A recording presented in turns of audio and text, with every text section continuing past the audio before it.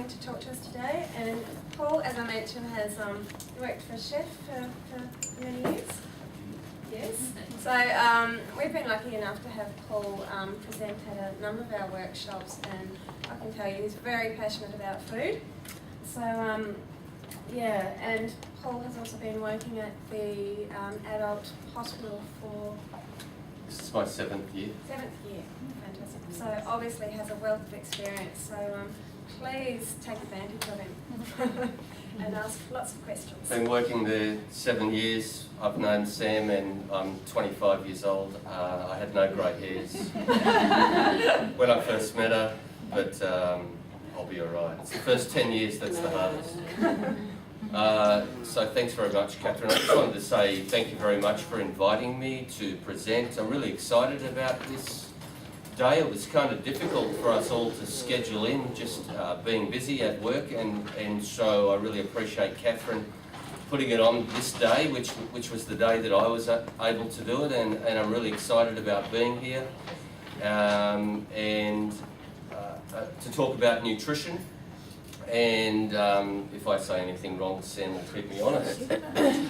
So there's lots of information in the community about nutrition. There's lots of misinformation in the community about nutrition, and there's different ideas, I think, of what a dietitian is. So I think some people think we're this guy here. The doctors sometimes get me that. So I see other patients as well at the hospital besides cystic fibrosis, and see patients with diabetes and they're overweight. And I think the doctors want me to go and see them and tell them, what they should do.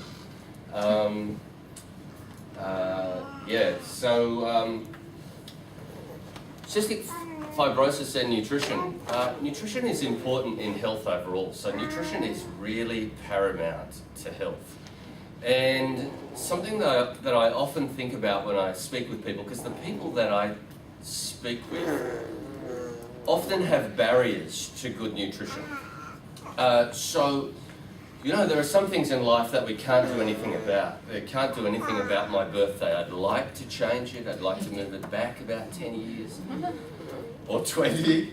But one of the things that I can do something about is my diet and my lifestyle, my health and my nutrition. So that's a thought there. And nutrition is really important for the non-CF person, but it's critical with cystic fibrosis, and we'll see why. We'll talk about that some more. It's really important for growth. And I even though I work with adults, I really appreciate the importance of nutrition during growth, and I think that people will do a whole lot better if they arrive at adulthood having grown reasonably well, developed their bone mineral status is healthy, and their lungs have grown and things like that. So growth is really important. The immune response relies upon nutrition. So with nutrition, we get, in the community, you get lots of focus about individual foods. So that people will think they're healthy because they eat quinoa, or people will think they're healthy because they drink blended kale and chia. So really health is more about just individual foods, but it's about a lifestyle. It's about all the foods that you eat all the time, and that is your diet. So we all have a diet. I have a diet. It's the food that I eat all the time. My diet is fairly well unrestricted. That's one of the things I like about cystic fibrosis diet. I like it much. It's much more fun being a dietitian for cystic fibrosis because it's basically unrestricted. And there's some caveats to that within individuals, but the population recommendation is unrestricted, which is a lot more fun than, say, having kidney failure where you can't eat certain foods because your body doesn't dispose of those nutrients that are in food, and then you have to restrict lots of good things, and it's not much fun. And that's why doctors think that I'm the guy, the boot camp guy, or the drill sergeant, because patients find it difficult to comply with diets for a long time. Typically celiac disease and diabetes, it's really, really difficult. Anyway, moving on. So it's about all the nutrients, and the thought that I had there before I went off on that tangent was that you get lots of focus on fat, you get lots of focus on protein, and you get lots of focus on carbohydrate, but really there are a whole lot of other essential nutrients in food. Zinc. Zinc is a component of 300 metallic enzymes, all critical in the body to catalyze the metabolism and the storage of protein and carbohydrate and the movement of insulin in and out of cells.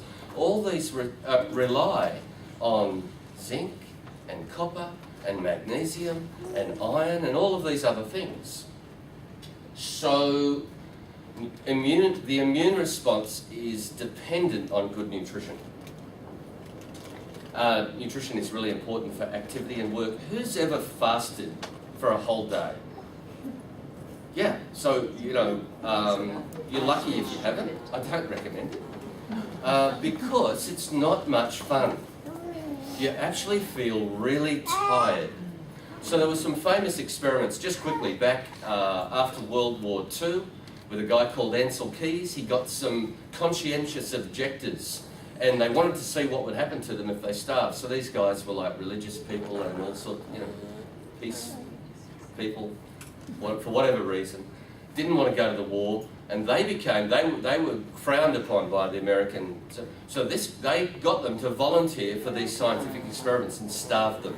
Basically, they became malnourished. They wanted to know what to do with the people who were coming out of prisoner of war camps. How do we feed them best? So they noticed very clearly, very certainly, that they were slow and lethargic in their movement. They couldn't work.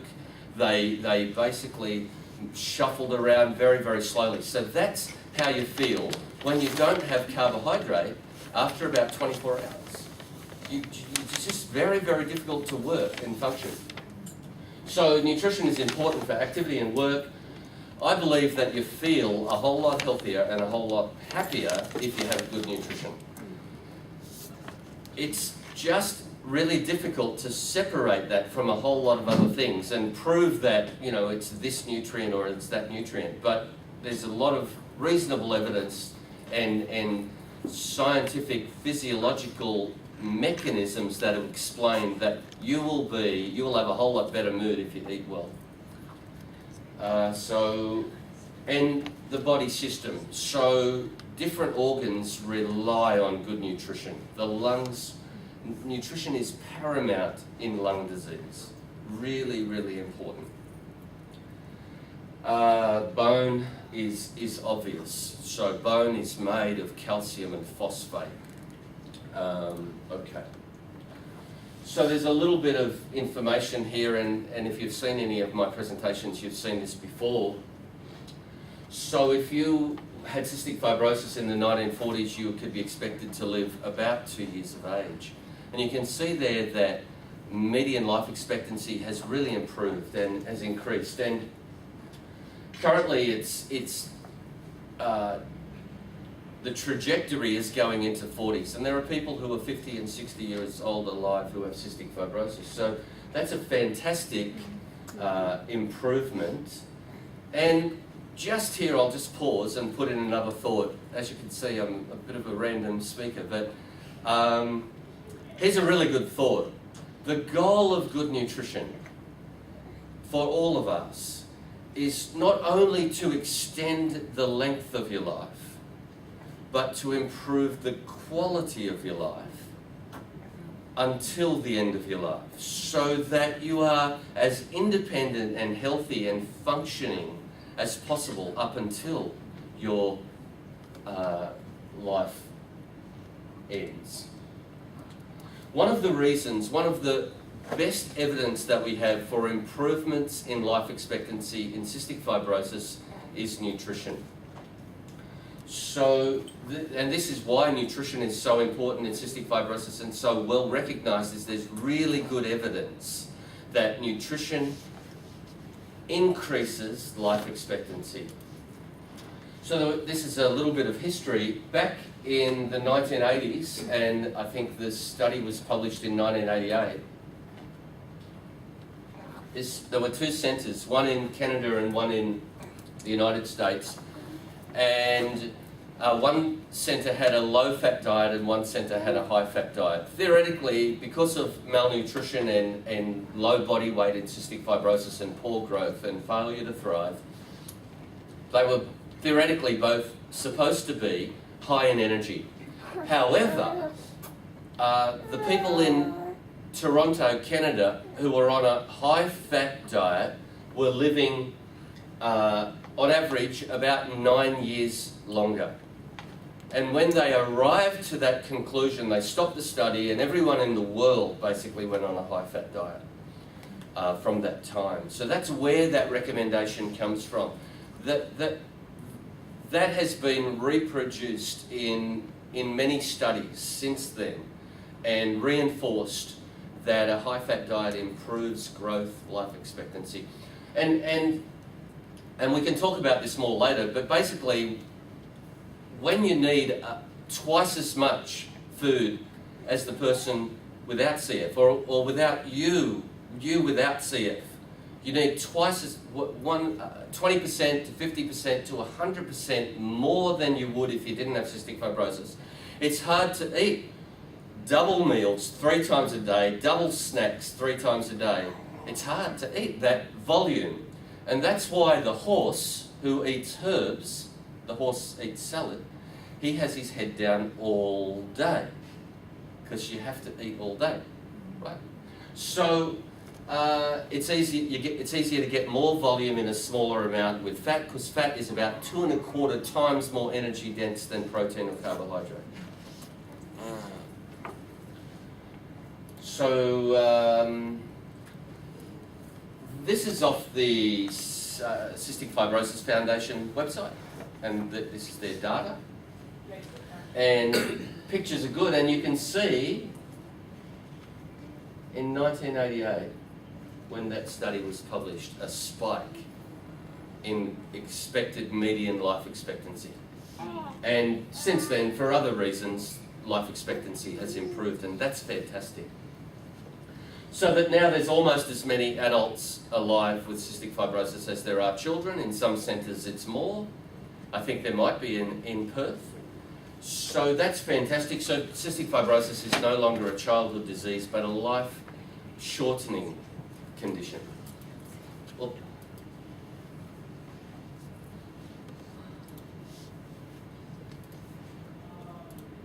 okay. So this is for children. This is lung function, FEV1% predicted, and this is percentage BMI, BMI percentile, which is how the children are measured differently to adults, male and female, and you can see that the lung function is lower in the population with a lower BMI percentile. And this is American. The guys have just nominally chosen that. There's no magic or evidence about that, but it just looks like this is a good place to aim for. I would really like that all adults arrive to me at Charlie's with their BMI and their lung function good, because I think that sets you on a good trajectory for life. So nutrition, what this tells us, this is not a scientific study, this is an observation of data, but this tells us about the interrelationship between nutrition and health in cystic fibrosis, and nutrition and lung function, which is ultimately a measure of life expectancy. So this is adults, this is the American data, and these people have now grown. So this is male and female, pink and blue, and this is FEV1% predicted, and this is BMI. So these people have grown. The only way that your BMI increases is if your weight increases, because your height mostly isn't changing after about 21. You can grow, but anyway. So you can see that the population with a BMI of 22, 23 has a much better lung function than the population with a BMI of 16, 17, 18. And then the Americans went and put these recommendations in. I don't necessarily follow that because I take the data and apply it to the individual. So if you've never had a BMI above 20, never, ever, ever, and your current BMI is 18, and you're having difficulty maintaining that, a reasonable goal would be to aim for a BMI of 20. So we've got to apply a little bit of common sense to the individual, which is the fun part of my job. So just quickly, cystic fibrosis is a mutation that affects chloride transport across exocrine cells that secrete outside the body, and this affects the lungs and the gastrointestinal system.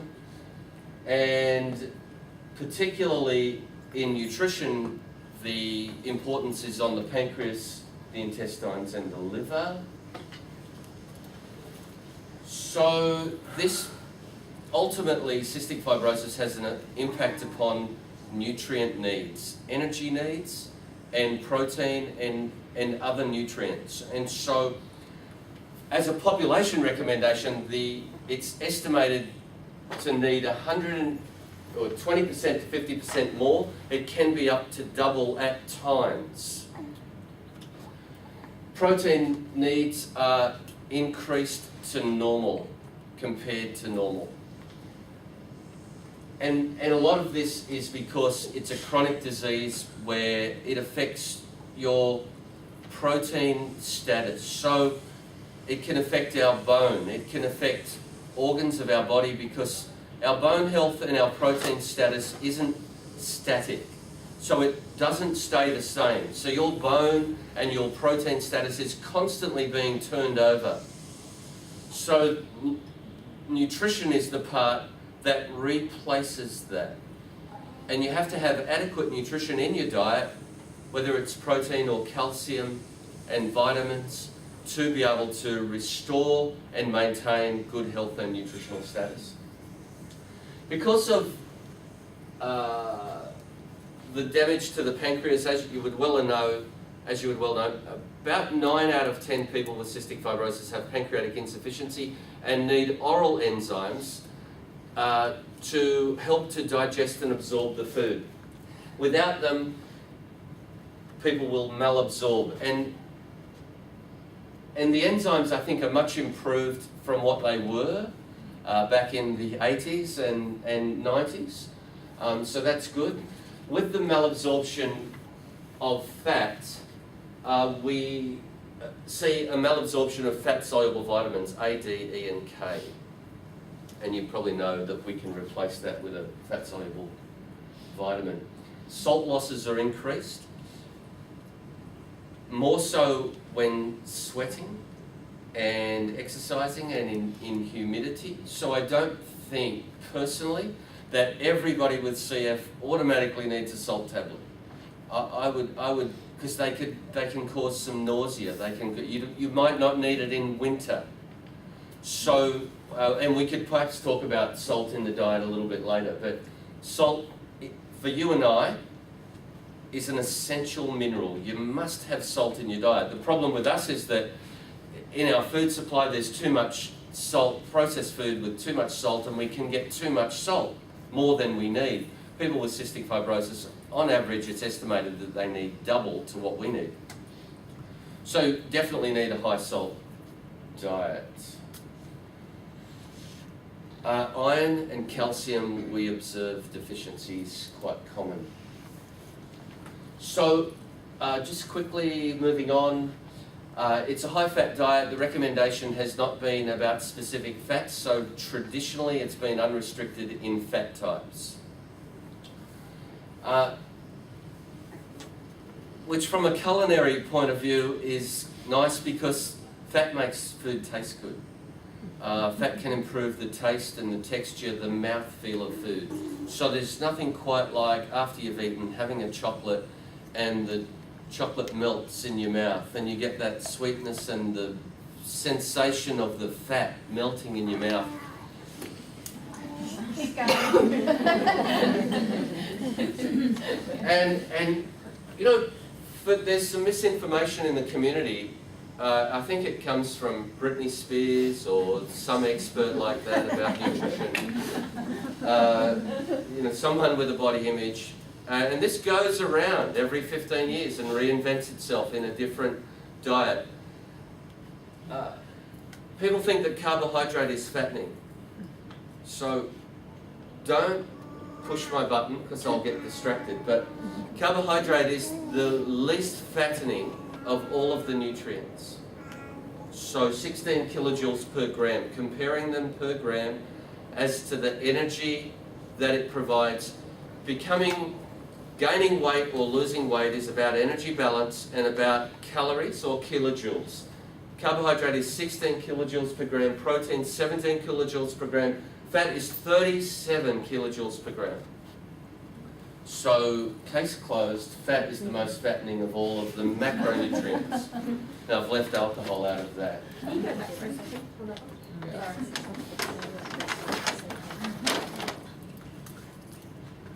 Sorry, Peter, so at this stage, they're not sort of pushing healthy fat, so any fat is good. So I mean, the life expectancy is increasing, so do you think they're going to find that we're going to have some sort of heart disease and if we push bad fat? It's a great question, and I've got some questions from the survey, but that if I had $10 for every time I was asked that question, I could, I don't know, buy a book. But yeah. Look, it's a great question, and to I know this, a lot of families ask me that, yeah, and from my Yeah. point of view, obviously, I would push healthy fats, but yeah, obviously they don't need calories. yeah. So, to this date, there's no evidence of heart disease being a concern in cystic fibrosis. The main concern is malnutrition from a nutrition point of view. So, in a population recommendation, it's an unrestricted fat diet.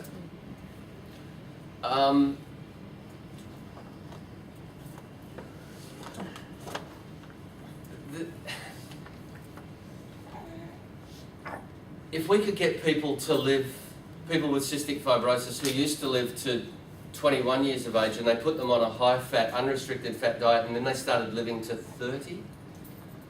Like, if you've got CF and you're going to die at 21, and you come to me, I'm not being sexist, but say you're a young female from PMH, and you come and you say, all my friends eat salad, and I want to eat salad, I'm on a low-fat diet. I'd say, well, would you like to live 9 years longer? So that makes... I'm not saying don't eat fat, I'm Yep. eating like avocado and all the good Yeah, fats. fat types. Look, that is a great question, and so the position that I inherited was in West Australia, you're a little bit isolated. So I inherited the position about 7 years ago, and I sat down and thought about it and met some people that just lived on junk food, and I thought, I don't think you need to do that, which is what I'll talk about during this presentation. Olive oil is 37 kilojoules per gram, and canola oil is 37 kilojoules per gram, and omega-3 fatty acids are 37 kilojoules per gram. So I don't think that you need to eat only butter and cream, but the balance is that that of the fat that people with CF eat, they only absorb 80%. On estimate, they don't absorb it all. So they're not absorbing all they eat. Cholesterol levels appear to be normal in cystic fibrosis. Not many people that I know of, none, have died of heart disease. And I say this, and it's kind of like, I don't say this flippantly, although it may sound it, but if we could get people, life expectancy at the moment in Australia is 70, 80, about. We see people coming to hospital 85 years old and they look great. They look like they're 70. So I see people on the board. So life expectancy increasing. So if we could get people to live to 70 with CF and die of heart disease, you know what? Yeah. That's what we're all dying of anyway. Yeah. The biggest killer in the world. So I would probably think I've done my job. provided that their life expectancy is healthy and independent and functioning and happy, because that's the goal of nutrition. Great question. Statement. Is it the fact that we don't know if will die from heart disease because we've never had the big adult population continue to grow older? Yeah, I think that's reasonable. So with all this new adults coming through now and in 20 years, they're still alive, will we maybe then see the heart disease? So that's a factor. It's possible that it may start to emerge. However, it's more likely to happen in people who are pancreatic sufficient rather than pancreatic insufficient. It's also more likely that even if people with CF live to 70, that they'll die of respiratory failure. Because to this day, that's what most people with CF die of. And the other caveat is that with genetic correctors and new research into medication, that if that improves the genetic defect and people live longer, many people on those medications are gaining weight. So the dietitians are meeting soon to make fat recommendations for people on Calideco. So you know, and it's 5% of the population. But in the future, it's possible. But at this stage, the current recommendation for what we do when we go home today, unrestricted and fat type, and that's not about, if you think about 7 days in the week, you eat olive oil and canola oil 5 nights a week, and you had a pasta made with cream 1 night a week because you liked it and it was delicious and it helped you maintain your weight.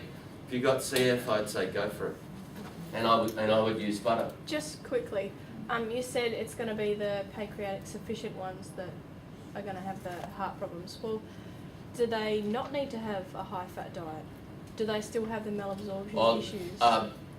During growth, I would recommend a high-fat diet until their BMI is 101 percentile. And then I would review it and say, okay, let's back off, and yeah, you could probably have some salads and you could probably exercise a bit more. So yes, that's when I take I must say that all of these recommendations are to a population, but you're asking individual questions, and that's great, but that is an individual recommendation. Yeah, so if someone was a normal healthy weight and growing, I think that you could relax the high fat recommendations, and there are people that I do that too. Yeah, I say, I think you could just have a healthy diet and probably add just a little bit of salt because you still have the genetic defect for the salt. Excuse me, with the high fat, crappy high fats, are they more likely Great to comment. are they more likely to get diabetes? No. Great question.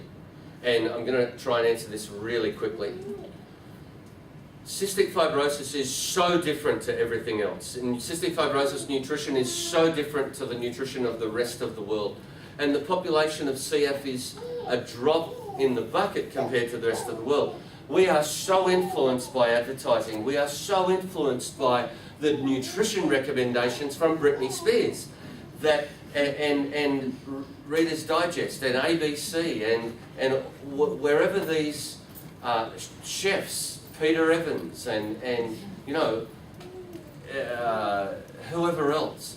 So I'd just like to say right here that crappy fats are crappy for me, but they're not crappy for people with CF who are pancreatic insufficient and underweight. And that's difficult to combat. And that's difficult to do when you're at school. And that's difficult to do in all of those situations. So we need some flexibility, we need to be clever about applying this to the menu of our friend and family and loved one and children and self. So the other thing is that diabetes. So cystic fibrosis related diabetes is a genetic disease. It's a genetic pathophysiology. It's caused by the genetic mutation, not by lifestyle. So type 2 diabetes, which is like 90% of people with diabetes, is a lifestyle disease, and they can prevent or delay or manage or treat it by diet, but cystic fibrosis is not. It's pretty much inevitable to get diabetes this year. So as you get older, the risk increases. This is a great time for this. This is the older version, but it's the Australian Guide to Healthy Eating. Hundreds and hundreds of scientific studies and journals were synthesized and put into this by experts, removing bias and opinion, and in all of the complexity of nutrition, of energy balance and intake and absorption and turnover, and nutrition is so complex. Studying it, I felt like Alice had fallen into the rabbit hole, and how deep does it go? But anyway, the recommendation came out: enjoy a wide variety of nutritious foods every day. And if you enjoy a wide variety of nutritious foods every day, it's amazing, but you get all of the nutrients that you need, and generally don't need a vitamin supplement or a supplement, or you can get them from food, because all of those nutrients are in food. The calcium and the magnesium and the protein and the fat, all of the essential nutrients. Essential nutrients are nutrients that you cannot make in the body. You must get them from food. If you can't get them from food, then it's worthwhile getting them from a supplement. This is divided into food groups because of the unique contribution that these food groups make to our diet. For example, it's really, really hard to get enough calcium without foods from this food group. Really, really quite difficult. Really, really difficult to get enough iron or zinc without foods from this food group. Vitamin C and carbohydrate. It's really, really difficult to get enough carbohydrate, and carbohydrate is an essential nutrient. This is for the non-CF population, and they put down here off the plate, in a locked cupboard, under the table, the fun foods. You know, the foods that we eat on our birthday, the foods that we eat at Christmas and Easter. And they say to you and I, non-CF, enjoy these foods sometimes or in small amounts. In cystic fibrosis, I like to take those foods, the fat and the salt, and to put it into the plate, because it helps you to meet your increased salt and energy needs. What is if someone is a vegetarian and has cystic fibrosis? What do they do in terms of the protein? I would see the dietitian about an individual case like that. Generally, I would encourage eggs and milk products, cheese and yogurts, because they're good sources of protein. Really, really important to have a variety of grains, rice and bread and pasta and legumes, because you don't get the essential amino acids unless you have a variety of those. You can be healthy on a vegetarian diet. I would discourage a vegan diet if you have cystic fibrosis. You have to be clever about that, because people will have fads as they grow up, and their friends will have fads. One of the consultants told me, her mum told me a great story. She came home from school and she said, I'm thinking about being a vegetarian. And her mum said, oh, okay. So she was Irish. She said, oh, okay, that's interesting. So she went to the butcher. She never said anything. She went to the butcher and she said, can I have some of that lovely fillet? You know, the good stuff. She took it home and made a delicious dinner, cooked dinner that night, came home from school. After the dinner, the child, who's now the consultant, the CF consultant, sat back and said, I don't think I want to be a vegetarian. So I love that story. So it's, and there's a little bit of wisdom there. That's a good question, and I'd recommend assessing the diet and monitoring it, and if growth is inadequate, I would really encourage occasional fish, chicken. I need to move along because we've been having such a good time. There are different types of enzymes. 9 out of 10, 8 or 9 out of 10 people with CF need enzymes. There are different strengths. One size doesn't fit all, so there's not one dose for all people with CF because every individual has anatomical difference that's related to the liver and the gastrointestinal system, reflux and other things. So it's really, really important though, because probably the most important thing you could do with your nutrition if you have CF is get your enzymes right. Get your enzymes right. Optimize enzymes. And by the time they're adults, they have gotten over not having their enzymes, because when they don't have their enzymes, or forget, they pay the price. Match enzymes with fat. Now, one of the questions was, what about protein and carbohydrate? You actually need enzymes to digest starch and protein. And the starch in food you can't digest except simple sugars without enzymes. But the most problem clinically, symptomatically that you have when you don't absorb is fat. So fat causes lots of problems. It's unpleasant, it's you're sitting on the toilet for hours, going to the toilet 4 or 5 times in a day, malabsorbing, you're losing all that energy because we're recommending a high-fat diet, and we know that fat gives you so much energy, 2¼ times, helps you maintain growth. So we match the enzymes with fat, and the enzyme formula has been designed that the protein and the carbohydrate absorption will follow the fat. So if you just focus on the matching the fat, you should be right with the protein. And that's really interesting just because there's a lot of focus on protein in food. We generally get enough protein in our diet if we eat enough food and maintain our weight.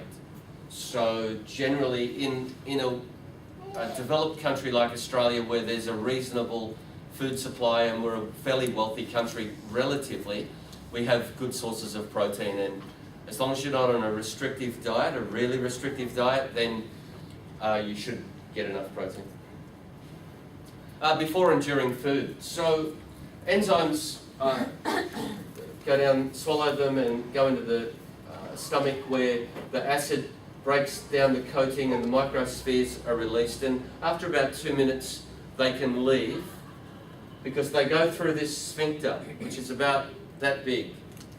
And normally the only things that leave through the sphincter are foods that have been churned and mixed with acid and secretions to the point where they're soupy. So, think about this with me. If you have your enzymes at the start of the food, I'd really recommend that with drinks that contain fat. Because the drinks can go straight through here straight away. So it's important that the enzymes are there, because this is where you absorb. And just here, there's a duct that comes from the pancreas, and it doesn't come out very well. You might be able to see it better than me. And normally the enzymes are released here, and also releasing bicarb and into the small intestine. So we want the enzymes to be there with the food, that you can absorb it, and that's where they're absorbed out of the gut into the body. If you have a really solid meal, like a steak, that requires lots of chewing, and then it goes into the stomach, and it might spend 20 minutes in the stomach being churned, half an hour. You have a big meal. Enzymes work optimally for half an hour. So I would recommend having the enzymes at the start of the meal, during and after the meal, if you really wanted to optimize it, if you were really able to do that, if that wasn't too much of a pain and you didn't forget. So I've had people, I've said, have some at the end of the meal, and they've eaten the meal and gone and done the dishes and forgot. So that instead of having 3 enzymes with the meal, they've had 1 and forgot to have the other 2. So you If say- you remember after 5 minutes, go and have them. If you remember after 10 minutes, go and have them, because this food might still be in the stomach. So you're saying if, for example, you have a steak dinner where you have 4 enzymes, are you saying break 4 the enzymes up over 3 periods, or are you saying 4, 4, 4? No, I would. So if you think that there's 80 grams of fat in the meal, and you need 4 enzymes, and I'm just saying numbers, I would have 1 at the start and 1 in the middle and 2 at the end, and experiment, because one size doesn't fit all, and if it works better, that's the way to go. So 2 at the beginning and 2 at the end. 2 at the beginning and 2 in the middle, before you forget. Because the enzymes can leave the stomach really quickly, but some foods will take longer, and that advice has helped people that I've spoken to. So we want people to grow, energy, quality of life. My golden rule is food is best, but if you can't get enough energy and nutrients, then supplements may help. And the way that we would put all this together, so a high-fat diet would be, the first approach would be culinary, so make the food delicious. Make it food that the person enjoys. Make it food that they look forward to, that they're interested in. And so the cooking methods are important. So there's the food choices and the cooking methods. Fry and saute and roast and braise and and your different oils would be suitable to different things. So roasting you might need canola oil, whereas sauteing and braising you could use olive oil. Olive oil would be conducive to salad dressings, whereas it might not be good for frying. Canola oil would be better for frying. Then if you're with someone who has CF and you don't want to get overweight, they're underweight and you're at risk of becoming overweight, you can add things at the table. So with a soup you can have a basil pesto that's made with olive oil and cashews and Parmesan cheese, and it's delicious, but it adds calories. And it would be hard for me not to eat that as well. But mayonnaise is a great thing to add to salad. So a Caesar salad, or for example, would be a great way to boost the calories, and it does boost it. Dips. Desserts, ice cream, cheese is really high in energy and a great nutritious food. It's got protein and calcium. So snacks are really important. And going back to the Australian Guide to Healthy Eating, just importantly, because sort of putting this all together now, I still think it's really important that people with CF eat fruit every day. I think it's really, really important that people with CF eat vegetables every day. And if they want, can I come home and you've made, you've got them a Mars bar and they say, can I have a piece of fruit? I would not say no every day of the week. And I've heard indirectly of parents, and this is not anyone here, but of parents who've said, no, you must eat your Mars bar first. And so I would encourage the individual with CF to embrace the dietary recommendations themselves, that this is something that they want to do, and we have to be clever about that. That's easier said than done. So, what I liked back in the day, how it was the food pyramid triangle. My mum always said, or the dietitian at the time, it's not a pyramid, it's a square. for you? Yeah, I like that one. We should redesign it. Yeah, that's how I explain it to all my friends. Back in the day, it was a pyramid. You're only allowed a little bit. Why don't you just put it as a square and allow everything the same? Yeah. Unrestricted. Just a quick question about carbohydrates. My daughter has a lot of bread, pasta. She's really big on that. Does that take long to digest for a creon, like maybe mid-meal for a creon in that case, or what would you think? It's a great question, and I would say that the strategy would, I would try the same strategy, and some carbohydrates can leave the stomach quickly, and some will take longer. So low GI carbs will generally be longer, just because their texture is coarser. So you get some rye bread or some multigrain, it's going to leave the stomach a bit slower, but you're basically trying the same approach. And then look, so enzymes work optimally for 30 minutes. That's a guideline, but some people eat in 15 minutes. So, Well, I give it to her at the start of every meal, but I'm just thinking of something. and that is, I think it's a good recommendation, but I think it's good to remember that sometimes we eat longer than 30 minutes and then the food is in the stomach. The stomach has a storage function. So it's leaving the stomach and we need the enzymes in the small intestine when it leaves the stomach. So spreading them out over the meal. Yeah. And if they eat in 15 minutes, have some at the start and some at the end. It's still not a bad recommendation. Yeah, thanks. I've got a really gross question, so I'm just going to warn everybody.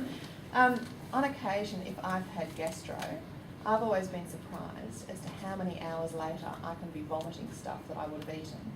So, what does that mean in relation to taking Creon? Do you see what my question Well, is? yeah, look, thanks for that very vivid picture that we all have. I could see the carrots. I've just made it worse, Sorry. haven't I? Can we delete that? Obviously, the stomach has a storage capacity. Yeah. And I think it's a really reasonable advice to spread the enzymes out over the meal and have some at the end of the meal. And so I think that you've just confirmed our theory that we're suggesting. Okay. So take enzymes. So every 2 the hours. food is still in the stomach, and digestion may be slowed when someone's unwell. Yeah, I understand. So and someone who vomits may their gut may be actually slowing down for another reason. Yeah. I mean, you do feel cramps and stuff, and obviously it's not happening Yeah. before you throw up. But, yeah, I was just thinking, well, you know, sometimes it can be hours later. And, Hours later. yeah. I haven't had gastro for a very long time, but I remember once I was Yeah. very surprised. Yeah, yeah. Yeah. And so stomach. Yeah, look. Okay, we won't go into the stories of the carrots, but they just seem to be there. Sorry. Much later. So Yeah. so there's some starch fibre that's resistant to digestion. It will go around and around in the stomach until it is small enough to leave that sphincter, which is a soupy consistency. Okay. So if you're a constant grazer and don't actually sit down for 3 meals and have your We'll snack. abandon the presentation and just have a chat, shall we? It's great. This is great. But should you be like constantly having tablets then? Because if you're saying that it lasts in your body for literally 15 minutes, depends what you're eating, to a couple of hours. So Should we're just be constantly- yeah. Look, it's a great question. So we're matching. Enzymes are really important, and I'm really happy to spend time with this. So, good question. Match the food with fat so that you're absorbing all that you eat. You want the benefit. Otherwise, it's like tax. You know, it goes in one end and out the other. What you eat does not enter you until it is absorbed out of the gastrointestinal system. So what foods, apart from steak, last longer in your gut than an apple? Yeah, so solid foods, and that will depend upon texture, the fibre, and I would say that fat is the macronutrient that leaves the stomach slowest compared to carbohydrate and protein. So, and the other thing is solid. So, I would guess that a nice, juicy ossobuco. English?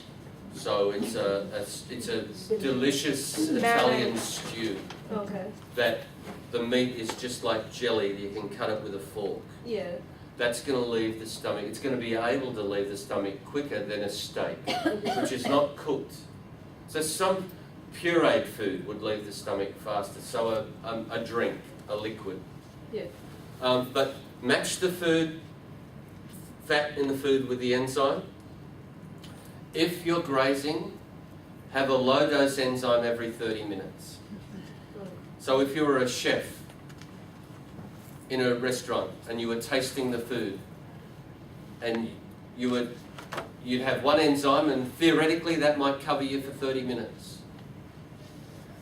But there's a safe upper limit, 10,000 international units per kilo of body weight. So if you're on Creon 10,000 and you're 50 kilo, don't take more than 50 enzymes a day. If you're on 25,000, you divide that by 2.5. You can get too much of a good thing. So you can take too many enzymes and it can damage your gut. And every time you have bloating, wind, pain, diarrhea, it's not just more enzymes. There are many, many causes for diarrhea and many, many causes for gastrointestinal upset. So don't just keep increasing the enzymes. If you have a fried meal and you try having 3 enzymes with it, and the next day, a couple of hours later, you know something's gone wrong, you didn't have enough enzymes, next time you eat that meal, increase it by 1. Or check the use-by date on your enzymes. Check the temperature that you've stored the enzymes at. Check that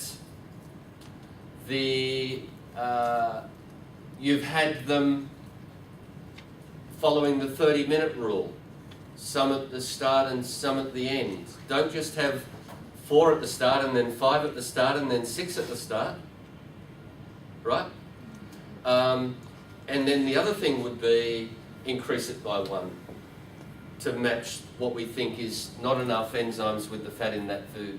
But then if it doesn't work next time, review it. Something else might be going on. And there are other reasons for absorption. So it can be the acidity of the small intestine. So enzymes work optimally in an alkaline pH. So normally the pancreas secretes bicarb solution, which neutralizes the acid leaving the stomach. And if you have reflux and you're really acid stomach, then the enzymes aren't working optimally because they're in an acid environment. And that's worth a review. Can you put crayons in the fridge? Because I've heard you can. Yep. Okay. I've seen do not refrigerate on something before, and I've done that on a real hot day. And my daughter just malabsorbed and I put it putting down the to having enzymes them in the fridge. Yeah, I put it down to having them in the fridge. I've seen do not refrigerate. What sort of enzymes are they? 10,000s. Creon. Yeah, crayons. So traditionally the recommendation was to refrigerate enzymes. Okay. Because in Australia of the geographical variation that from Darwin to Tasmania, enzymes melt in the heat. They denature. The enzymes are a protein molecule that denatures in heat. So if you store them in the glove box in summer, they will denature. So the recommendation was to put them in the fridge. Yeah, that didn't work for me, honestly. Yeah, so look, that's interesting. So the recommendation now is that you don't need to refrigerate them. But if you are working in the sun in 40-degree heat, I would put them in the fridge because they will denature in the sun, and there may be other causes for the diarrhea. It was something I did a one-off, and she just malabsorbed from it. And I have read, do not refrigerate next to them on something, I don't know what, a site or something. So that was just something I always... Yeah, so pansy track is another enzyme, 25,000. They only just successfully removed the need to refrigerate the enzymes from their label. Okay. Only just. So they had to be stored in the fridge. Okay. And they're very, very similar to Creon. And the recommendation for, and I don't know where you read that, Yeah, I don't know. but the recommendation for enzymes has always been if you're in heat, put them in the fridge, or a cool place like this room would be fine.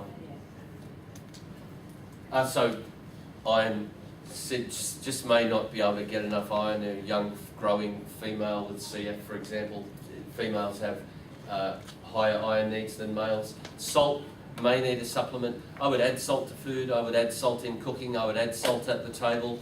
You can replace salt in a fluid. So a little bit of salt, a little bit of sugar in some fruit juice is a great drink on sports days. And the symptoms can be really non-specific, but cramping, nausea, and feeling unwell. Thirst, dehydration can be from not enough salt. Omega-3 fatty acid. Can I ask a question with salt? Can you just as effectively, if you just do a normal diet like the rest of the family is having without adding salt, so just a normal salt diet, but then give the CF member of the family salt tablets, is that an okay equivalent? Because they're then getting the extra salt. If they need the salt tablet. Yeah, like say it's in summer and you know that. Yeah, you know, definitely. Yeah, definitely. Because I've never done the high salt diet. Right. Even though, because it was just really, really almost impossible to Yeah, get look, her I to think- have it. So I think now it's- she swallows tablets. I've kind of done it that way, but I've always been discouraged from doing it. But it's the only thing that's worked. Yeah. So if you eat a healthy diet, meat and fruit and vegetables, that is a diet that is really low in salt. Yeah. And anybody needs to have a little bit of salt with their vegetables because it's an essential mineral that you must get from your diet. If you have CF, you need double. So adding salt at the table would be something that I would encourage, and salty snacks. So you don't, the rest of the family doesn't have to have toxic levels of salt, but I But would if add you some. instead had the salt tablet with that same meal, would it not be doing the same thing? Oh yeah.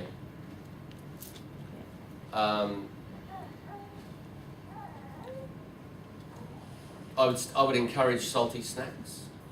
I mean, you don't have to have salty snacks all the time, but that's a great way to do it. Adding salt at the table, so there are things that you can do with the shakers, soy sauce. Are you saying more because you have more children that if one's It's partly to do with that Yeah, as well. grinding it's partly salt to do away with norm, because I've why got three. can't I have that? Yeah, Okay. with 3 kids, I've always been conscious of normalising the diet across all of them. And that was just another element of that. And I guess that's all I'm asking. Is it okay instead to be having, say, in summer she would have the salt tablets with breakfast, lunch and dinner, just so that she's got that regular, she has them in her Yeah, look, lunchbox you've at definitely school. got it covered. You're definitely having adequate salt. Okay, good. Thank you. And also, Well done. That is I recognise the difficulty of that. Well, it's pushed hard at PMA. Himalayan salt is better than your table salt or your rock salt. Oh, I don't think so. Well, they say Himalayan salt has a lot more health benefits and actually does taste better. Yeah, well, you know, taste is one aspect of salt. So at home, I use Maldon sea salt, and I think it's nicer. But iodine is an essential mineral, and for cooking, I would use iodized salt for everybody. That would be my recommendation. Iodized salt in cooking. So when you cook your potatoes, your pasta, add iodized salt, because you just, you know, you're getting it in there. And iodine is an emerging deficiency and important in neural development in the brain. So if you like the Himalayan salt and it tastes better, then you know. I can taste salt in the It's- most smallest amounts of food. You know, see, the body, so your body only recognises sodium. Doesn't recognise that it's from Himalaya. No, but what I'm saying is the fact that normal salt, and if you go and read up on the Himalayan salt, it actually has better health properties, where salt for a normal person, you know, causes all the health issues. So, you know, they say that it's got, you know, some more calcium and, you know, that the monks ate it and lived on the mountain. But you won't meet your calcium needs by Himalayan salt or your magnesium needs by Himalayan salt. So, you know, it's going to be low in iodine, because iodine is a soluble mineral and Himalayan salt comes from the mountains, and iodine in food is in the ocean. So a lot of Australian soils and salt and foods are deficient in iodine. So you will need iodine, and that's why they started putting iodine in salt, was because so many people were deficient and the health complications were serious. But salt is salt. Salt is sodium chloride. So from a CF point of view, it would be important just to get the sodium from wherever you get it. If you like the Himalayan salt or mould on sea salt, so I add mould on sea salt at the table. I like the texture and the taste. I think it's different. But there's no proven or recognised significant health difference. You know, so people will make claims when they're selling products or on their blog because you could get famous on a blog. Sam, me or we could start a blog tomorrow. We could get on the internet, start a blog, and we could start a fad diet. We could even make money, but it may not be real or true, and I'd lose my job. It is really confusing, the salt stuff though, because I've had a dietitian tell me not to give the salt tablets, but instead to get empty capsules and fill them myself with sea salt, because it would be so much gentler on my daughter's stomach than what the sodium tablet would. Obviously I didn't do it because I don't have 3 staff to do all of those little minute details, but there's so much misinformation about that. It's really confusing. Yeah, look, there's a lot of misinformation, and I would encourage you to ask questions. And some of the things, like, you know, some of the things are individual, and you just have to try it yourself to see if it works. Salt is salt. So whether it's salt tablets or whether it's salt added in food, or we basically just have to get it into the body and make it work. So sometimes we have to take these recommendations and apply them to the individual and the family and go with what works. And sometimes we'll, you know, I don't think we should be stubborn about our recommendations. We need to be flexible and help people meet their nutrient needs and, you know, be for what works for them. Can I ask a question? Can you give someone with CF too much salt harder? Look, that is a great question, and yes.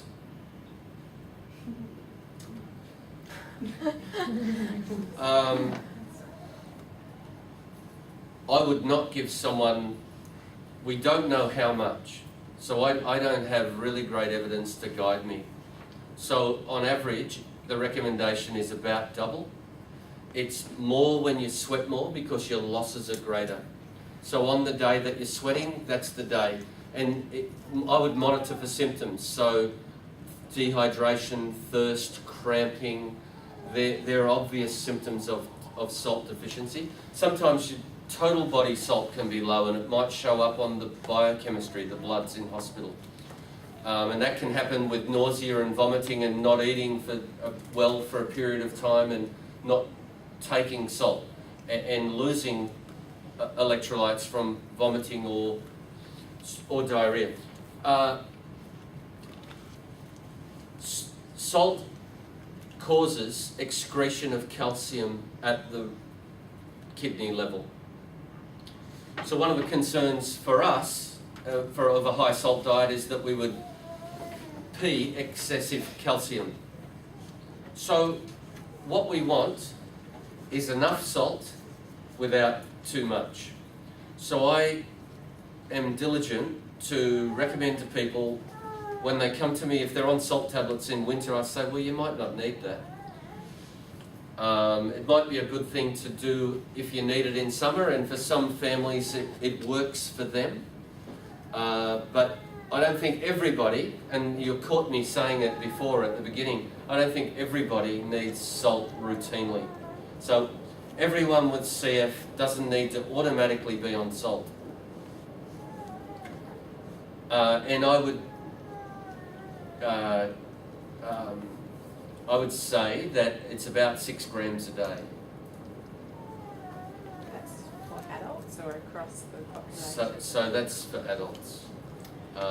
It's going to be different with different body size. So that's going to be different for babies. What formula are PMH using then? My daughter's on salt and I've got to give her 14 milligrams a day. But what are they using? Should I stop giving it to her? You mean you're adding salt to the formula? No, she's a baby. I've got to give her salt solution. Yeah. Look, so I don't work with the peds, and I wouldn't really be able to make a strong recommendation. If that's been recommended, I would ask the doctor and the dietitian, is this appropriate for my child? And what about when, I went to a presentation and he talked about when you're all day in the air conditioning, what about those days? Do you need more? Every day you'll need salt, even when you're not sweating. Every day your kid needs salt, because salt is an essential mineral. And you have a daily requirement. And cystic fibrosis needs are approximately double to normal. But on the days that you're sweating and in an athletics carnival and swimming and at the beach, your needs are even greater.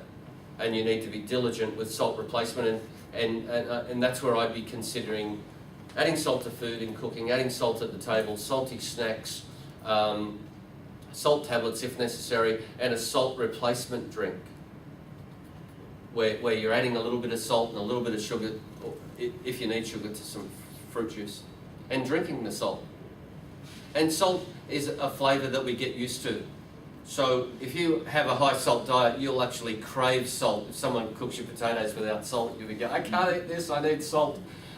So if you're having what I'm saying is that if you're having a salt replacement fluid, you'll get used to that. And so you can gradually increase the child's tolerance of salt. You can increase your tolerance. You can increase... I can taste the salt in a single security. Sometimes, yeah. I know that you're more specialising in adults, but I sympathise with that because my daughter's a bit older now, but it was really hard with that salt solution to get the quantities. So I don't know if there's some quick suggestions for the people here who have little kids that are different ways to help them. But like, for example, when my daughter was teething, or I used to give her the pretzel sticks and she'd just suck the salt off them. Do you know what I mean? Like, it's little practical ways to, on a hot day, get her something. But so it's hard. this afternoon we've got a workshop with Denise, who used to work with peds. I'm staying, and we're all going to problem solve this together, and we're all going to share, because like, we want to be able to solve these problems. Go get advice when you need it. When you have a question like that, let's check it with the doctor and the dietitian and individual assessment. But today we're going to share all of our tips and techniques that we use, because we're going to learn from each other and problem solve. This is how a high-fat diet in cooking techniques increases the calories. And so I just quickly jotted these down. Boiled potato has 245 kilojoules, and mashed potato, where you're adding a bit of fat, has nearly double. And that's probably a really conservative, healthy mash. That's not a real wicked mash where we could add cream and so like they do in the restaurants. This mash is so creamy. How did you do it? So a chicken wing. So obviously the food choices. So the part of the chicken that tastes the best has the most fat. Isn't that interesting? Cheddar cheese, plain and reduced fat. This is 10% fat, 780 kilojoules. 1,675 kilojoules per 100 gram in cheddar cheese. Cashews. Cashews, I just put them in not because there's low fat cashews, but what a great source of fat. Nuts. People who eat nuts live longer. That's everybody. People who eat nuts every day live longer. So nuts are a great source of fat. They're a great source of protein. They've got fibre in them. They have bioactive compounds. So they have antioxidants. And fried fish and steamed fish is just about double. So cooking techniques. How exact are the labels on everything, do you find? Are they, the fat and on foods, like, because that's what I go against, and I always think, I wonder if they're underestimated with the fat content. I don't know whether you've... It would be great if they were accurate and I could They're not, vouch for they it. wouldn't be, would they? Look, I got this information from the most reliable source of information, and there are some inherent weaknesses in the method. So every tomato will have a different amount of vitamin C, so they're not constant. That makes sense, right? Because in nature there are variations. The soil it's grown in, the season. Fat content of milk varies with season, winter and summer. So food nutrient profiles vary all the time. They've given us a guesstimate, which we're using as a guide. Plus, you've got to get your serving sizes correct. So, as people with CF age, as Sam mentioned before, the risk of cystic fibrosis, diabetes increases. Bone disease is becoming more common as people get older. So it's really important to get 30 minutes of sun every day, if that's possible. In winter... It's hard though, because a lot of the medications that you're on, antibiotic-wise, you go out in the sun, 5 minutes you're burned, because you're so susceptible to sun. So when you're on antibiotics, be cautious with that. But when you're not on antibiotics, try and get 30 minutes of sun in winter, in the middle of the day. In winter, it's actually nice to go out in the sun, isn't it? In the middle of the day, you go out and you go, oh, it's this beautiful day. In summer, you don't want to do that. You want, because you know, get burnt. But 30 minutes of sun before the 10, 11 o'clock period. And that's enough every day for us to make our skin pink and convert the cholesterol in the skin to vitamin D.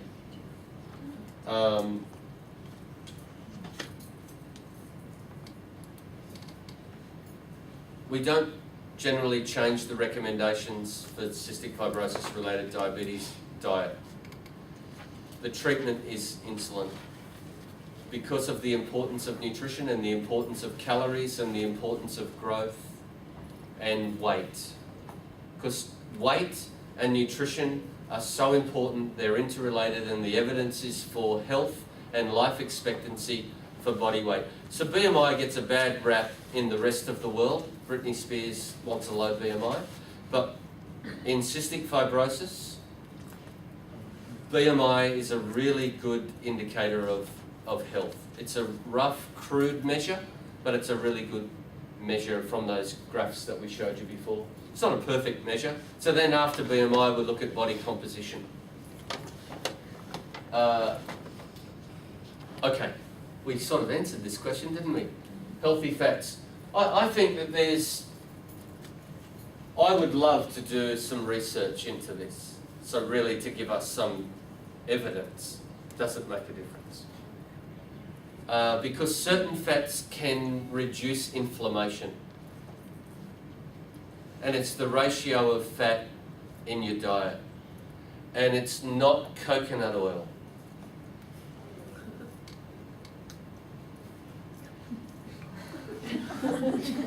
Peter? We love you, Peter. It's omega-3 fatty acid to omega-6 fatty acid. So the higher ratio of omega-3 fatty acid to omega-6 fatty acid can reduce inflammation. Now that's not in CF. There's not the evidence for me to say that, so I'm talking about that in people. But people with CF are people. So they still need vitamin C. So it's not all about fat and McDonald's, right? Although they're a great sponsor, and if they want to give us some money to CFWA, McDonald's will welcome your contribution. Thank you very much. And we eat it sometimes. But so it's possible that in emerging therapies, emerging evidence that people with CF, and think about this, healthy fats have the same calorie content per gram. So why not just eat healthy fats anyway? So yeah, but if you want to eat, takeaway food and you want to have butter, go for it. So olive oil is a great fat. Olive oil is monounsaturated and is neutral so it doesn't have a negative health benefit, and it has plant bioactive compounds. It's a plant food. So plant foods are really, really the one that can reduce inflammation. So who knows what could happen if we give people, when they're sick, high-dose vitamin C? Who knows what could happen if we give people antioxidants? I'm thinking that they need to come from food. I've let out my secret and my hypothesis, but I haven't done the study yet, so I can't make a recommendation. But they're things to watch out for in the future and things that I'm interested in, and maybe these things can improve life expectancy. That used all of our time. But they were great questions. I really enjoyed the interactive questions. Were there any more? Yes. Just a quick question. Sports drinks, beneficial? Yeah, so I would say that when you're doing sport drinks are a great convenient product. And if they want to make a donation to CFWA, we would welcome it. And they could send us a truckload of sports drinks that we could give out at PMH and Charlie's for people to see. If it would be great for your marketing image. Gatorade, Powerade. But we're involved in a serious business and we need a sense of humour, right? So I'm glad you like my sense of humour. It's really dry. But I think they're a convenient and reasonable product.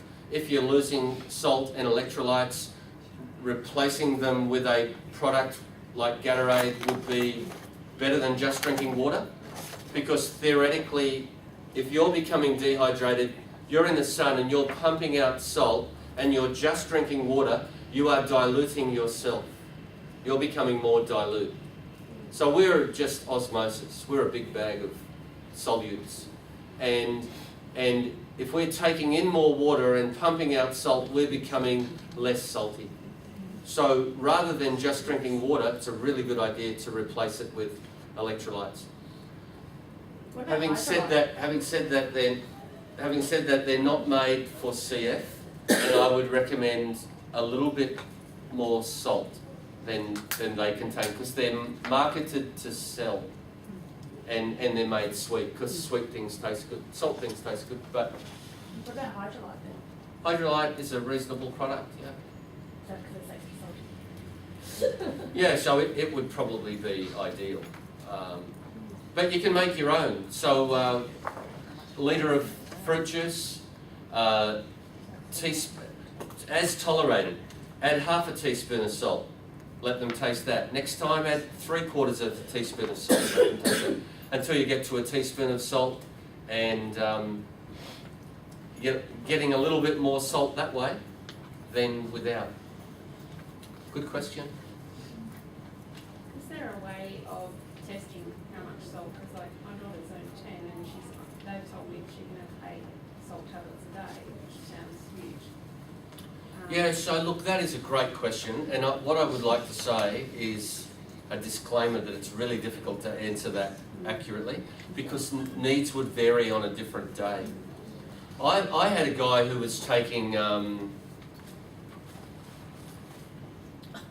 10 salt tablets a day, I think. And to me, so I'd met a lot of people who just could not tolerate that. And I was like, well, that's pretty good.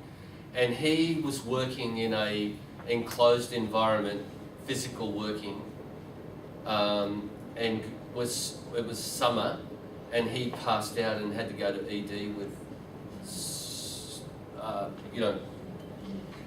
salt deficiency. Salt is really, really important for all the body, and he passed out and had to go into hospital and go on a drip. So even 10 tablets a day might not be enough on some days, and that's that individual in that situation on that day. I think depending upon the age and the weight, there'll be a safe upper limit recommendation, and they've probably given you 8. So I would only ever have that in the situation where, and there may be occasions where you need that much. But you can't test for it, so you can't do like a urine test or it just depends daily. The most obvious symptom would be cramping during exercise. And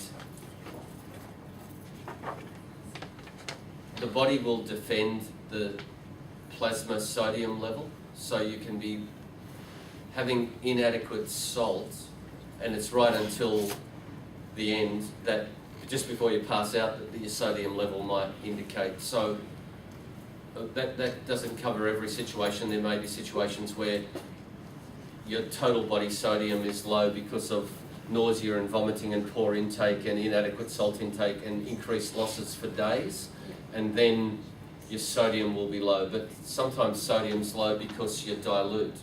So people come to hospital and have hydration, 1 litre or 2 litre, and then their sodium goes low because they've had too much water, fluid. Great question, yes. Is there that chart, healthy eating chart, being broken down into 4 CF children? I suppose my daughter's 12, and I wouldn't mind showing her what she's meant to be eating. She doesn't eat half of what she's meant to, and she's obviously on low she's got a very low BMI. Yeah, there is an Australian Guide to Healthy Eating for Children, and the hospital could give you a copy of that. Right. And then I would apply the same thing, what we've learned today. I would take the sometimes foods and make it a part of the everyday diet, but it sounds like those foods aren't the problem, is that right? Yeah, I mean, she doesn't like cheese, she doesn't like bread. Oh, I see. She doesn't like... Okay, so what we need is some strategies that we're going to go through this afternoon about how to overcome those problems. You know, you can disguise food. So some people won't want to have a high-fat diet, but if you get a bit of chicken and crumb it and fry it, it can be delicious, and it's high-fat. So I suppose she's okay I with think high-fat. It's mainly because I was trying to keep her on a 2-hourly regime, especially during the holidays. Eat like these 2 to 3 enzymes every 2 hours, but it comes like because she doesn't like cheese and shit. So then it's like, okay, well, what will you eat? She will have like broccoli, and I'll just pour rice bran oil, and she'll have like that'll be 2 enzymes. So, but it's just every 2 hours. I'm like literally, she's finished eating. I'm thinking, okay, what am I going to give her that's healthy in 2 hours? this sounds like a great question for the workshop this afternoon. I think we'll. So just quickly, 1 minute.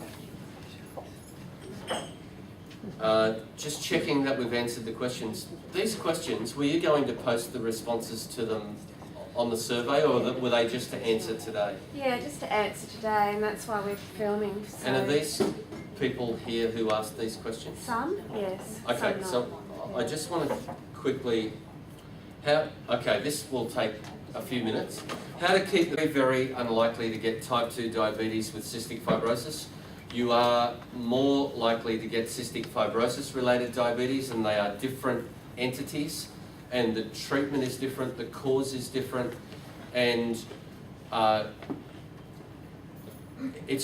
you're only likely to get type 2 diabetes if you're pancreatic sufficient and overweight and inactive, and then we'd probably recommend that you have a healthy diet and be more active. So nothing really you just need to look after your health and do what you can do. If you're going to develop CF-related diabetes, it's nothing much related to your lifestyle that you can do. It's genetic, not lifestyle. Being post-transplant, putting on weight is no longer an issue. I'm pancreatic insufficient and still need to take enzymes. However, the high-fat diet is something I definitely do not need. I would be extremely interested in foods that would benefit me when I'm training in the gym. Thank you so much. Diet recommendations will change over the lifestyle, and recommendations will change post-transplant, and I would recommend a healthy diet, changing from the high-fat diet, and I would definitely look at healthy fats post-transplant, so I would be looking at changing from saturated fatty acids to polyunsaturated fatty acids, and because of post-transplant change in recommendations, and going to the gym, I would recommend healthy diet. So it's really, really important to have carbohydrate. Carbohydrate is an energy food. You will not be able to exercise without carbohydrate. Britney Spears, we love her, but she's wrong. She's dietary recommendations aren't going to help us. And Mr. Atkins also. Children and adults do have different needs, and we've talked about that a little bit. Growth is really important. Calcium needs are higher. Here's a great question for Denise. How to help young children who don't seem interested in food to eat enough good fatty foods to help their growth stay on track. Healthy lunchbox snacks that are particularly good for CF kids. Long-term effects of supplements, are there any ones pancreatic insufficiency versus sufficiency. So we'll talk about that, and Denise will answer that in the workshop. Even though Creon enzymes, we talked about that, it also digests starch and protein. What type of fats should people eat? People with CF can eat all types of fats. All fats, I don't think there's any need to eat trans fatty acids. So that's dehydrogenated fatty acids. So we wouldn't recommend you eat them. So we wouldn't recommend different people in the family eat different foods. If we want everyone to eat the same, like adding fat at the table. So I brought some mayonnaise today. Everybody try some homemade mayonnaise. I actually made a video, which is a little bit embarrassing. It's me doing a cooking demonstration, making the high-fat mayonnaise. So I'm going to practice my cooking demo skills, and maybe we'll post it on the website. But